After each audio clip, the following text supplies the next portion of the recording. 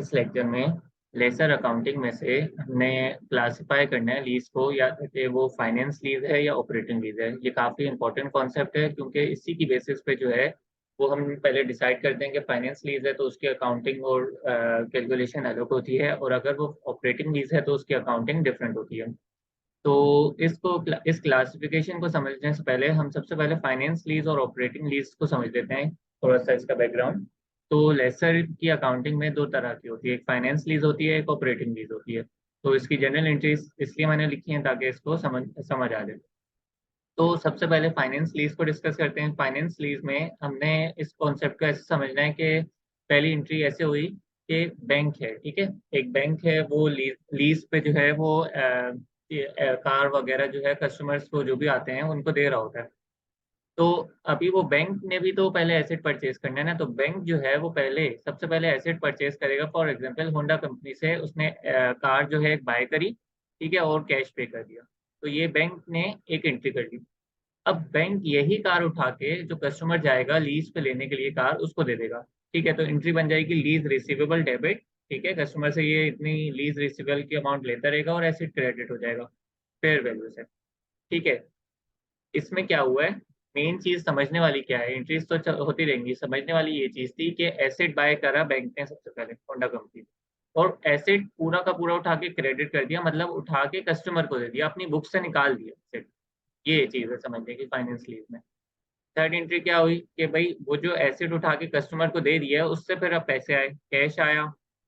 तो हम हर साल के एंड पे जितना जितना लीज रिसीवेबल हमारा कम होता जाएगा उसको कम कर देंगे और हमारी इनकम बढ़ती जाएगी। ठीक है, आधी अमाउंट जो है हमें रिसीवेबल की मद में आ रही होगी और रिमेनिंग अमाउंट हमारी इनकम की मद में आ रही होगी। और जब हमारे पास एसेट ही नहीं है, हमने एसेट यहाँ से क्रेडिट कर दिया, कस्टमर को दे दिया, तो उसकी डेप्रिसिएशन की भी एंट्री नहीं होगी यहाँ पे।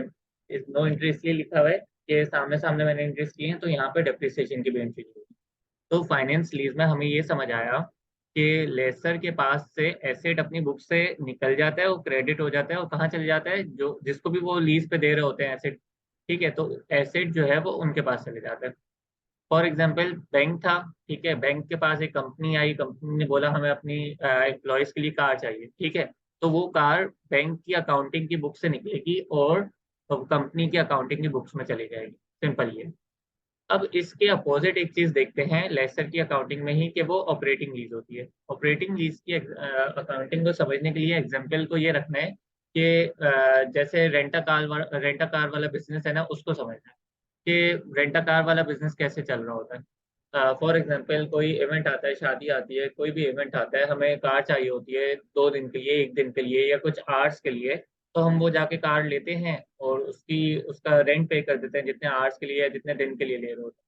तो उसमें देखा ये जाता है कि सब्सटेंशियल रिस्क एंड रिवॉर्ड्स जो हैं वो कम्प्लीटली ट्रांसफर नहीं हो रहे होते, वो सिर्फ 2 घंटे के लिए, 1-2 दिन के लिए गाड़ी आ रही होती है।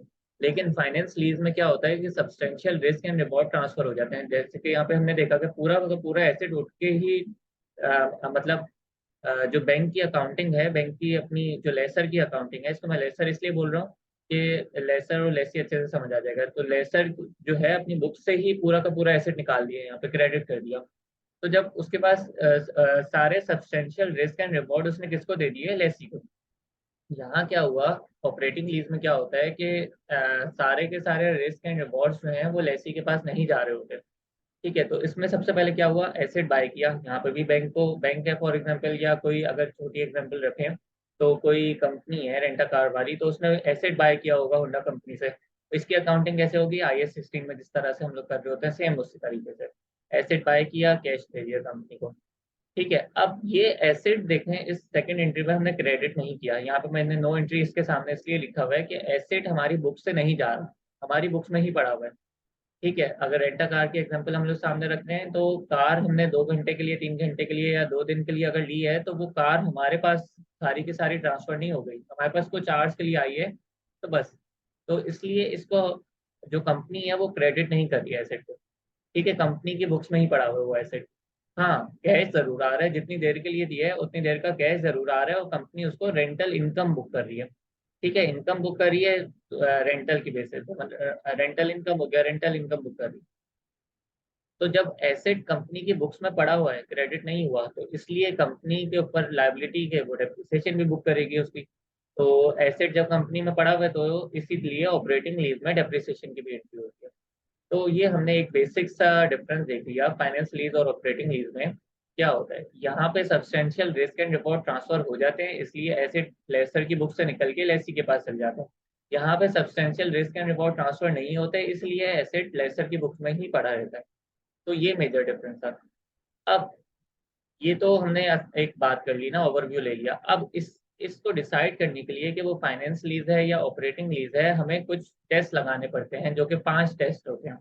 ठीक है, उसको मैंने आसान आसान सा यहाँ पे लिख लिया। थोड़ी सी इंग्लिश जो है वो बड़ी होती है, बुक में लिखी भी होगी कंप्लीट, लेकिन समझने के लिए मैंने चीज़ें लिखी हैं। तो हम क्लासिफाई करते हैं सबसे पहले लीज को, या तो फाइनेंस होगी या ऑपरेटिंग होगी। तो सबसे पहला पॉइंट क्या है, does ownership transfer to lessee at the end of lease.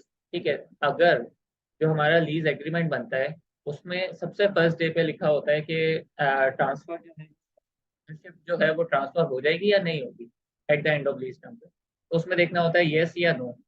फिर सेकंड क्वेश्चन क्या पूछते हैं, does the lessee has an option to purchase the asset at a price lower than fair value at end of lease term. अच्छा, first point में और second point में सिर्फ एक डिफरेंस है कि फर्स्ट पॉइंट में वो फ्री में एसेट ट्रांसफर हो रहा है एंड में, मतलब लीज टर्म के एंड में वो एसेट जो है वो फ्री में ट्रांसफर हो जाएगा लेसी के पास। पहला पॉइंट ये कहता है। सेकंड पॉइंट ये कहता है कि लीज टर्म के एंड पे वो एसेट कुछ अमाउंट लेगा लेसर और फिर ट्रांसफर कर देगा। सिर्फ इन दोनों पॉइंट्स में ये डिफरेंस है कि इधर फ्री में एसिड जा रहा है, यहाँ पे कुछ अमाउंट आ रही है और फिर एसिड जा रहा है लेसी के पास। थर्ड पॉइंट क्या है, इस lease term for a major part of economic life. इसको इसको समझने के लिए अगर हम देखें तो यहाँ पे मैं एग्जांपल समझा रहा हूँ कि लीज टर्म है हमारे पास फॉर एग्जांपल 6 ईयर। ठीक है, और इकोनॉमिक लाइफ जो है ये लिख लेते हैं उसको फॉर एग्जांपल 8 ईयर्स। ठीक है, तो इसमें ऐसे ही देख के हमें पता चल रहा है कि एक चीज की इकोनॉमिक लाइफ थी 8 साल की, तो 6 साल के लिए हमने लेसी को दे दिया, तो इसके मेजर पार्ट जो थी इकोनॉमिक लाइफ की वो हमने उसको दे दिया लीज टर्म, किसको, लेसी को। तो इस तरीके से हमने डिसाइड कर लिया। और वैसे इसको अगर देखा जाए तो कितना बन रहा है, 6 डिवाइड बाय अगर 8 करें हम, तो हाँ 75% बन रहा है। तो 75 या उससे ज्यादा अगर आ रहा है तो ठीक है, वो ट्रांसफर हो रही है, ओनरशिप जो है वो ट्रांसफर हो रही है। फिर हम देखते हैं D point at the Inception of the lease. अच्छा, इसकी एक और अगर एग्जांपल समझें, अभी हम यहाँ रखें, अगर लीज टर्म रखें 2 ईयर्स, ठीक है, और इकोनॉमिक लाइफ रखें 8 ईयर्स, तो ये 25% आ रही है। मतलब हमने एक वो बना लिया कि 75 या उससे ज्यादा आएगी तो हाँ ठीक है, मेजर पार्ट जो है वो यूज कर रही है लेसी। लेकिन अब यहाँ पे अगर देखा जाए तो सिर्फ हमने 2 साल के लिए लिया है उस एसेट को, और उसकी इकोनॉमिक लाइफ थी 8 साल की। तो जैसे कि मैंने इन दोनों में भी समझा रहा था कि ऐसा नहीं है कि खाली डेज का हो या आवर्स का हो। इधर देखो 2 साल के लिए आ रहा है, लेकिन उसकी ओवरऑल इकोनॉमिक लाइफ तो 8 साल की थी ना। तो तब भी यहाँ पे अब हमें पता चल गया कि एसेट जो है वो लेसी की बुक से, लेसर की बुक से नहीं निकल रहा, वो ऑपरेटिंग लीज में शुमार हो रहा है। तो हमने ये दो एग्जाम्पल समझ ली। At the inception of the lease, does the present value of lease payment is substantially equal to the fair value of asset?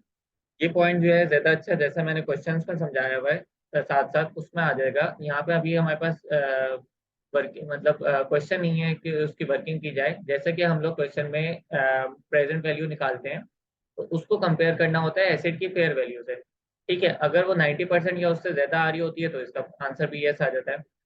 बहुत आसान सा पॉइंट है ये वाला भी। और की पॉइंट है कि is the asset of a specialised nature. अच्छा, ये इस तरह का जो पॉइंट है ये काफी कम आता है पेपर में, स्पेशलाइज्ड नेचर वाला। इसमें क्या है कि फॉर एग्जांपल के लेसी ने जो है वो लेसर से ऐसा एसेट परचेज किया जो बिल्कुल सिर्फ लेसी ही यूज कर सकता है। ठीक है, फॉर एग्जांपल पाकिस्तान जो है बायर कंपनी से कोई ऐसा एयरक्राफ्ट क्राफ्ट बनवाए, ठीक है, लीज पे ले, कि वो सिर्फ पाकिस्तान ही यूज कर सकता है।